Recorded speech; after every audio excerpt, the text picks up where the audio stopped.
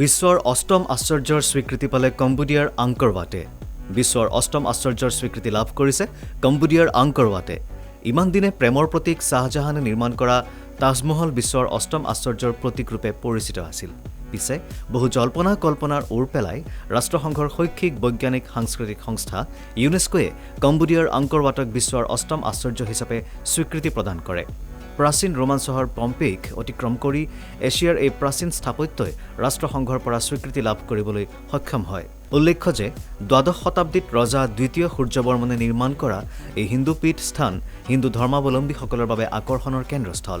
আনহাতে পৰ্যটকক আকৰ্ষণ কৰিব পৰা 500 একৰ ভূমিৰে আগুৰা এই মন্দিৰটো হিন্দু উপাসনাৰ স্থল আৰু ইয়াত হিন্দু আৰু বৌদ্ধৰ সংমিশ্ৰিত সংস্কৃতি দেখা যায়। কমলা, গুলপীয়া, সোণালী ৰঙৰ সমাহাৰেৰে সুন্দৰ হোৱা মন্দিৰটোৱে পৰ্যটকক আকৰ্ষণ কৰে।